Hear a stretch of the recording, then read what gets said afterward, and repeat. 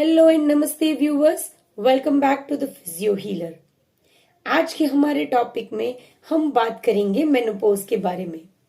Menopause जो है वो एक नॉर्मल फिजियोलॉजिकल चेंज है हर एक फीमेल की लाइफ में। मेनोपॉज जो है वो हर एक फीमेल एक्सपीरियंस करती है after the reproductive age is ends. मतलब कि जो रिप्रोडक्टिव एज के बाद का जो फेज है उसे कहते हैं menopause. So the definition of menopause is cessation of menstrual periods for 12 months of time. मतलब कि अगर आप एक साल तक लास्ट पीरियड के बाद if you are not having any kind of a menstruational periods, you are not having any kind of a menses, तो उस फेज को कहते हैं मेनोपॉजल फेज, जो कि एक नॉर्मल फिजियोलॉजिकल चेंज है फीमेल की लाइफ में। काफी में वो अर्ली भी होते हैं, काफी फीमेल्स में वो लेट एक्सपीरियंस भी होते हैं। उसके भी काफी सारे रीजंस है कि जैसे कि ओवरीज आउट ऑफ एग हो जाती है, या किसी सर्जरीज की वजह से अर्ली या लेट हो सकते हैं, या तो फिर कैंसर की वजह से आप अर्ली मेनोपॉज को काफी सारी फीमेल्स जो है वो एक्सपीरियंस करती है। अब मेनोपॉज जो है उसमें होता क्या है, तो हमने जैसे पहले हमारे नॉर्मल मेंस्ट्रुएशन पीसीओडी में जब समझा था तब बात की थी कि मेंस्ट्रुएशनल साइकिल रेगुलेट होती है हाइपोथैलेमस से। मतलब कि हाइपोथैलेमस ब्रेन का एक पार्ट है जो कि हमारा कमांडिंग सेंटर है। हाइपोथैलेमस के नीचे जो है वो है पिट्यूटरी। हाइपोथैलेमस से रिलीज होता है गोनेडोट्रोपिन रिलीजिंग हार्मोन, जो रिलीज करता है पिट्यूटरी से फॉलिकल स्टिमुलेटिंग हार्मोन। ये फॉलिकल स्टिमुलेटिंग हार्मोन्स है वो जाते हैं ओवरीज के पास, और वो ओवरीज से रिलीज करते हैं ईस्ट्रोजन एंड प्रोजेस्टेरोन्स, जो कि एग्स के मैच्योर होने के लिए, यूट्राइन लाइनिंग्स जो है उसके थिकनिंग के लिए काम आते हैं। मतलब कि ईस्ट्रोजन और प्रोजेस्टेरोन का लेवल जो है वो मेंस्ट्रुएशनल फेज जो होता है उसमें अप्स एंड डाउन्स होते रहते हैं। ईस्ट्रोजन का लेवल जो है वो खास जरूरी है, जो कि एग्स ओवरीज में थाउजेंड्स ऑफ एग्स फीमेल की ओवरीज में पहले से पड़े होते हैं, उसमें से ये रिलीज होता है ईस्ट्रोजन, और उसको मैच्योर होने के लिए जरूरी होता है ईस्ट्रोजन। तो ये ईस्ट्रोजन को रिलीज करता है फॉलिकल स्टिमुलेटिंग हार्मोन्स, जो कि हमारी ओवरीज के अंदर जो ऑलरेडी एग्स मौजूद है उसके पास ऐसे रिसेप्टर्स होते हैं जिसके साथ वो अटैच होता है। एग्स जो है वो मैच्योर होते हैं, वहां से वो ट्रैवल करके यूट्रस में जाते हैं। अगर वो प्रेगनेंसी में कन्वर्ट होते हैं, अगर वो फर्टिलाइज होते हैं मेल स्पर्म के साथ, तो प्रेगनेंसी कंसीव होती है। अगर वो कंसीव नहीं हो पाती है तो वो यूट्राइन लाइनिंग थिकनिंग होती है, फिर थिनिंग होती है, फिर शेडिंग ऑफ होके ब्लीडिंग के थ्रू बाहर आ जाते हैं। ये था हमारा नॉर्मल मेंस्ट्रुएशनल फेज। मतलब कि फॉलिकल स्टिमुलेटिंग हार्मोन और ईस्ट्रोजन दोनों एक दूसरे के साथ कनेक्टेड है। अगर फॉलिकल स्टिमुलेटिंग हार्मोन का लेवल बढ़ता है तो उसकी वजह से ईस्ट्रोजन का लेवल भी बढ़ता है, और अगर ईस्ट्रोजन का लेवल बढ़ता है तो वो स्टिमुलेट करता है फॉलिकल स्टिमुलेटिंग हार्मोन्स के लेवल को बढ़ने या तो कम होने के लिए। तो जैसे जैसे रिप्रोडक्टिव एज खत्म होने को होती है और फीमेल जो है वो मेनोपॉज की तरफ जाती है, तो वो फेज मतलब कि हमारी 40s या तो आफ्टर 40s की जो एज है, उस टाइम में पिट्यूटरी से फॉलिकल स्टिमुलेटिंग हार्मोन तो आते हैं, बट जो हमारी ओवरीज होती है उसके पास एग्स जो है वो कम हो जाते हैं या तो बिल्कुल ही खत्म हो जाते हैं।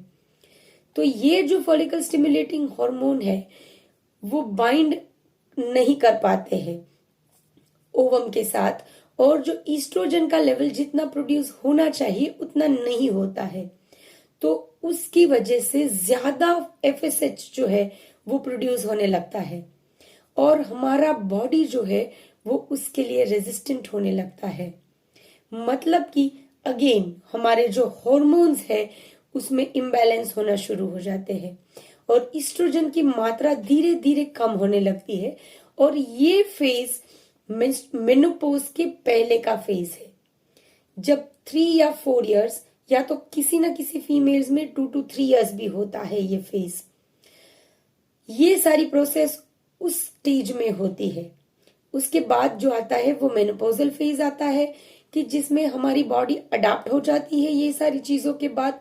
और उसके बाद जो आता है वो पोस्ट मेनोपॉजल फेज है, जिसमें फीमेल की बॉडी जो है वो ups and downs of hormones के साथ अडाप्ट होके वो मेनोपॉज को एक्सेप्ट कर लेती है।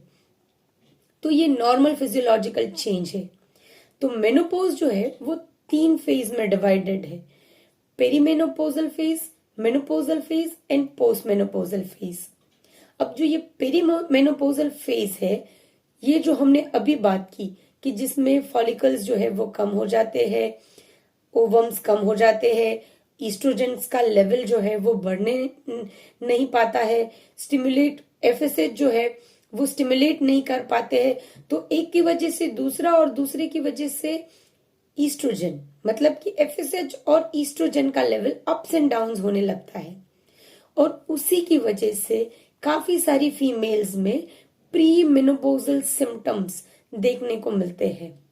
जैसे कि मेनोपॉज के पहले की फेज में फीमेल्स का जो है वो मेंटल हेल्थ इश्यूज होने लगते हैं, चिड़चिड़ापन होने लगता है, इरिटेबिलिटी होने लगती है, जॉइंट पेन होने लगते हैं। कार्डियोवेस्कुलर सिस्टम, जो कि यंग एज की फीमेल में कार्डियक रिलेटेड सिम्टम्स जो है वो बहुत ही कम देखने को मिलते हैं, बिकॉज फीमेल की बॉडी में जो ईस्ट्रोजन है वो हमारी कार्डियक सिस्टम्स को बहुत अच्छे से रेगुलेट करती है। सेकेंड थिंग, हमारी बॉडी में कैल्शियम जो है उसके बैलेंस को मेंटेन करती है। तो जब हमारे ये ईस्ट्रोजन का लेवल बॉडी में कम होने लगता है तो उस फेज में फीमेल को कार्डियोवेस्कुलर सिस्टम्स के रिलेटेड प्रॉब्लम्स देखने को मिलते हैं, blood pressure ups and down होने लगता है, जॉइंट पेन होने लगते हैं, मसल फटीग होने की चांसेस हो जाते हैं काफी सारी बार। तो ये सारे सिम्टम्स जो है वो देखने को मिलता है। 90% फीमेल्स को हेडेक होता है, 72% फीमेल्स जो है वो लेथार्जिक फील करती है, 62% फीमेल्स जो है वो डिस्यूरिया, मतलब कि यूरोजेनाइटल चेंजेस जैसे कि incontinence, irregularities in urination, burning micturitions जैसी प्रॉब्लम्स को फेस करती है, जिसे हम यूरोजेनाइटल प्रॉब्लम्स कहते हैं। 58% फीमेल्स जो है वो फॉरगेटफुलनेस, मतलब छोटी छोटी बातों को भूल जाना, कुछ चीजें को याद करने के लिए बहुत टाइम लगता है, वैसी प्रॉब्लम्स को फेस करती है। 58% फीमेल्स जो है उसे जॉइंट और मस्कुलर पेन की समस्या होती है। और 31% फीमेल्स को जेनाइटल प्रॉब्लम्स जैसे कि वजाइनल ड्राइनेस, इरिटेशन, डिस्चार्ज जैसी समस्याएं होती है, लो लिबिडो, और काफी सारी फीमेल्स को ड्यूरिंग इंटरकोर्स पेन होता है। काफी सारी फीमेल्स जो है उसमें पेल्विक फ्लोर मसल्स जो है वो भी वीकन हो जाते हैं, जिसकी वजह से फ्लैसिडिटी जो कहते हैं लूजन अप होके यूट्राइन पोर्शन जो है वो बाहर आने लगता है, या तो फिर उसको loose abdomen, lower portion of tummy जो है वो इन्हीं सारी चीजों की वजह से फील होने लगता है। तो ये सारी थी मेनोपॉजल रिलेटेड समस्याएं फीमेल्स में जो देखने को मिलती है, जो कि प्री मेनोपॉजल फेज में देखने को मिलती है। अब काफी सारी ऐसी समस्याएं भी है जो कि मेनोपॉजल फेज में देखने को मिलती है, जिसमें से है मूड स्विंग्स, कि मूड्स बहुत ज्यादा चेंज होने लगते हैं। काफी बार वो बहुत ज्यादा क्रैंकी, छोटी छोटी बातों पे रोना आ जाता है, काफी सारी बातों में इरिटेबल हो जाती है, बहुत ज्यादा गुस्सा आने लगता है। तो ये सारी समस्याएं भी मेनोपॉज के रिलेटेड बहुत ही कॉमन है। जॉइंट्स या तो बोन्स के रिलेटेड जैसे कि कैल्शियम लॉस होना ज्यादा हो जाता है, उस टॉपिक को हम इन डिटेल समझेंगे कि ईस्ट्रोजन और कैल्शियम का क्या कनेक्शन है। तो उसके बारे में हम इन अपने आने वाले वीडियोस में डिटेल में बात करेंगे। और ब्रीफली बताऊं कि उसकी वजह से ऑस्टियोपोरोसिस जैसी समस्याएं भी देखने को मिलती है। दूसरी चीज है जैसे कि यंग फीमेल्स में कार्डियोवास्कुलर प्रॉब्लम्स जो है वो बहुत ही कम देखने को मिलते हैं, बट जैसे ही फीमेल मेनोपॉजल फेज में एंटर होती है तो कार्डियोवास्कुलर समस्याएं भी बढ़ जाती है। तो ये सारी समस्याएं मेनोपॉज के रिलेटेड फीमेल्स की बॉडी में देखने को मिलती है। ये बहुत ही नॉर्मल और कॉमन समस्याएं हैं। ये समस्याएं बिकॉज ऑफ फीमेल के जो हॉर्मोन्स है उसकी इरेगुलरिटी की वजह से देखने को मिलती है। तो ये समस्याओं का समाधान भी हम कर सकते हैं थ्रू मेडिकेशन, मतलब कि hormonal therapy, hormonal replacement therapy के साथ डॉक्टर्स जो है वो आपको प्रिस्क्राइब कर सकते हैं। और उसके साथ हम अगर बहुत ज्यादा जरूरत है तो ईस्ट्रोजन, प्रोजेस्टेरॉन या तो टेस्टोस्टेरॉन अकॉर्डिंग टू फीमेल की नीड्स के अकॉर्डिंग डॉक्टर्स जो है वो आपको हार्मोनल थेरेपीज सजेस्ट करते हैं। या तो आप कॉन्ट्रासेप्टिव पिल्स सजेस्ट कर सकते हैं लो डोज में। और अगर आप मेडिकेशंस के लिए प्रिस्क्राइब नहीं करते हैं डॉक्टर्स आपको, तो आप अपने न्यूट्रिशन के थ्रू भी, मतलब कि प्लांट बेस्ड फाइटो इस्ट्रोजेंस जिसे बोलते हैं कि प्लांट बेस्ड इस्ट्रोजेंस भी ले सकते हैं, जिसे भी आप अपने हॉर्मोन्स रेगुलेट कर सकते हैं, जो कि आपको आपके डाइट के थ्रू मिल सकता है। जैसे कि आप सोयाबीन्स के रिलेटेड जो भी फूड है वो आप ले सकते हैं। सोया मिल्क ले सकते हैं, टोफू ले सकते हैं जो सोयाबीन से बनने वाला पनीर है, या तो फिर आप सोयाबीन की सोया चंक्स जो है उसकी करी बना के भी अपने डाइट में इंक्लूड कर सकते हैं। सोयाबीन्स को ग्राइंड करके आप अपने जो भी रेगुलर सीरियल्स जो भी आप कंज्यूम करते हैं उसके साथ आप उसको इंक्लूड कर सकते हैं। फ्लैक्स सीड्स ले सकते हैं आप, पालक ले सकते हैं, ब्रोकली ले सकते हैं, अलग अलग तरह की दालें जो है, लेंटिन्स है और राजमा है, जो अलग अलग तरीके पल्सेस है उसमें से भी आप ले सकते हैं। तो वो सारी चीजों से आप अपने डाइट के थ्रू भी इस्ट्रोजन लेवल, मतलब कि प्लांट बेस्ड फाइटो इस्ट्रोजेंस के साथ आप अपने बॉडी के इस्ट्रोजन लेवल को कंट्रोल कर सकते हैं।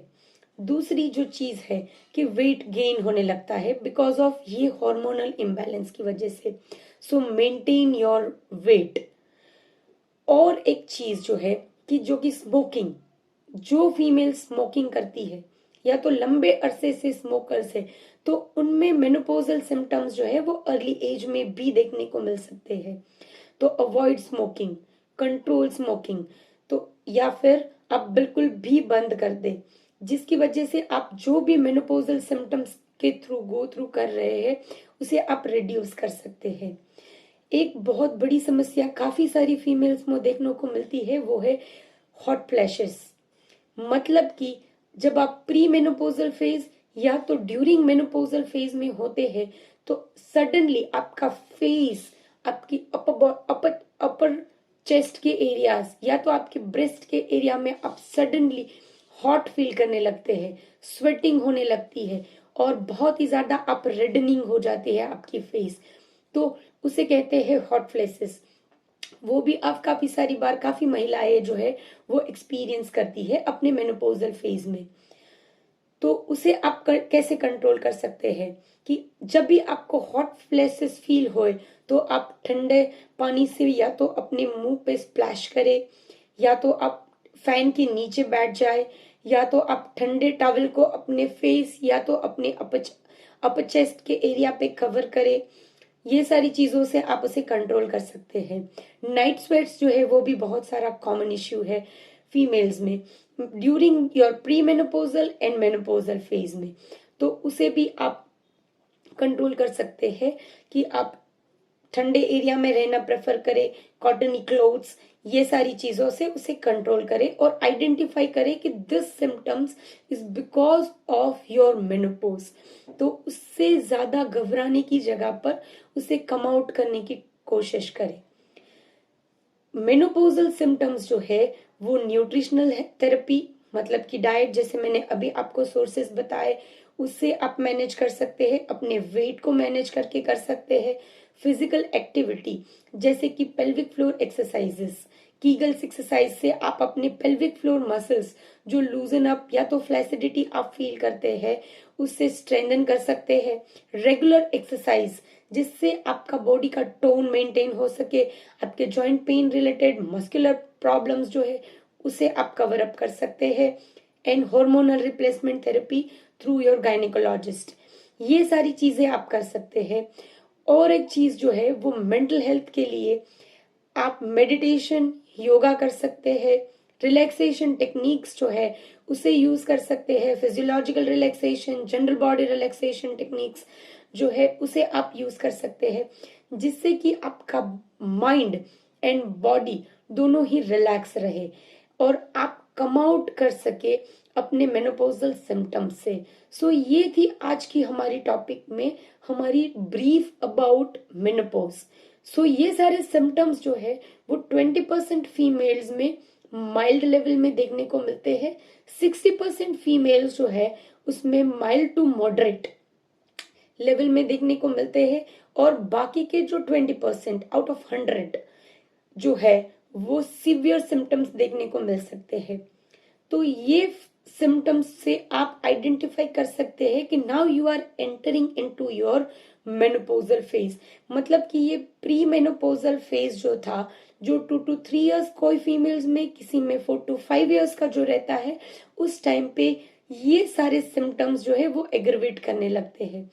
तो you have to identify, don't be panic, don't try to overreact your symptoms, just identify that you are going to enter into the menopausal phase। मतलब कि ऐसी कोई ब्लड टेस्ट या ऐसी कोई चीज पॉसिबल नहीं है जिससे हम ये परफेक्ट टाइमिंग्स बता सके या तो डॉक्टर्स बता सके कि now you will have a menopause.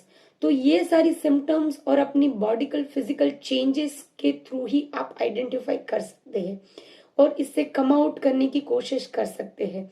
और slowly menopausal and post menopausal phase में ईस्ट्रोजन का लेवल जो है वो धीरे धीरे बॉडी से कम होता है और आप उसके साथ अडाप्ट होने लगते हैं। तो होप कि आपको आज का सेशन आपके लिए एक इंफॉर्मेटिव रहा हो, और हम आगे के वीडियोस में आपके साथ और भी मेनोपोजल रिलेटेड समस्याओं से के लिए डिटेल में बात करेंगे और उसे कैसे कम आउट करना है उसके बारे में बात करेंगे। तो thank you so much for the watching.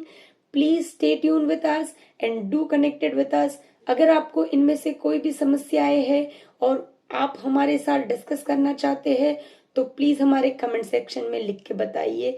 Will be with you and stay tune with us and don't be panic और don't be silent with your problems. Thank you so much. Thank you for the watching.